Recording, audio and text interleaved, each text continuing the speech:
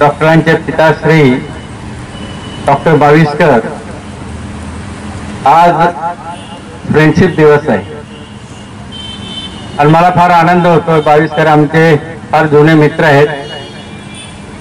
Doctor बाविस्करांनी Dusane परिसरात एक आपला ठसा उमटवलेला आहे आणि म्हणूनच ही जी गर्दी दिसते,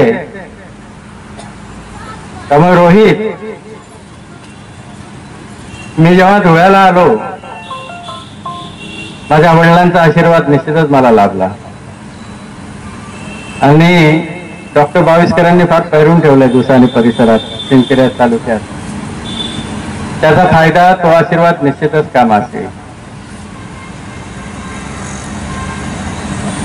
सरकार साहेब म्हटले की मला आज जो सन्मान आहे, माझा चिरंजीव, मला मान्य आहे सरकार साहेब, कुठल्याही पित्याला सगळ्यात मोठा आनंद केव्हा होतो, कारण आम्ही लहानाचे मोठो येतो. रामरावदांचा मुलगा हा सरकार साहेबांचा मुलगा, आणि एक दिवस यांच्या आशीर्वादाने स्वतःला काहीतरी स्थान मिळतं आणि त्यावेळेस त्यांच्या समोर कोणी सांगितलं जयकुमार रावळांचे वडील, त्यांची छाती अभिमानाने फुगून जाते. आणि दादांचंही तसंच झालं. पण एक सांगू, तुम्ही असो किंवा दादा असो, या धुळे जिल्ह्यात तुमची जी छाप आहे तो पल्ला गाठायला अजून आम्हाला बराच वेळ आहे. परंतु तुमच्या आशीर्वादाने आज नाही तर उद्या निश्चितच गातो. त्यामुळे रोहित सर्जन आहे, मी त्याचं बघितलं कुठं कुठं काम केलंय. आमच्या सर्जिकल प्रॅक्टिस मध्ये डिग्री तर ही महत्वाची असते. DNB आपल्या माहितीसाठी सांगतो, अतिशय कठीण डिग्री आहे आणि तिथं काही वशिला चालत नाही. आणि DNB पास होणं म्हणजे त्या विषयात त्याची मास्टरी आहे. आणि ज्या हॉस्पिटल्स मध्ये काम केलेलं आहे, त्रिवेंद्रमचं KIMS हॉस्पिटल,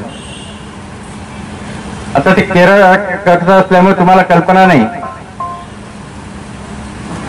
परंतु जे हॉस्पिटल आहे मुंबईचं, ससून हॉस्पिटल आहे पुण्याचं, या तोडीचं हॉस्पिटल आहे. आणि तुम्ही कोणत्या हॉस्पिटलमध्ये काम करतात त्याच्यावर तुमचा अनुभव अवलंबून असतो. त्याप्रमाणे सेवाग्रामचंही अतिशय उत्कृष्ट हॉस्पिटल मी स्वतः बघितलेलं आहे आणि मुंबईचं Cooper hospital one of the best hospital. आणि जेव्हा अशा हॉस्पिटलमध्ये काम करून अनुभवाची जी शिदोरी असते, तो शिदोरी घेऊन रोहित तुमच्याकडे आलेला आहे. आणि अनुभव असा, मी स्वतः डॉक्टर असल्यामुळे मला माहिती आहे, कारण मला सर्जन म्हणून जी मान्यता मिळाली या जिल्ह्यामध्ये किंवा आजूबाजूच्या जिल्ह्यांमध्ये, त्याच्यात सगळ्यात मोठं कारण माझा टाटा हॉस्पिटल मधला अनुभव. आणि ज्या वेगवेगळ्या हॉस्पिटलमध्ये मी काम केलेलं आहे, त्याच्यामुळे बाविस्कर साहेब तुमच्या चिरंजीवने अतिशय चांगला अनुभव घेतलेला आहे. आणि याचा अनुभव चांगला आहे, आज नाही तर उद्या त्याची जाणीव या समाजाला होईल. आणि मला निश्चित खात्री आहे, रोहित येणाऱ्या काळात या धुळ्यातला एक लिडिंग सर्जन म्हणून तू येणार. त्या काळात त्यांनी 25,000चं बक्षीस जाहीर केलं होतं. मला अजूनही, I was very small at that time. तर मी त्यांचा नेहमीच ऋणी आहे.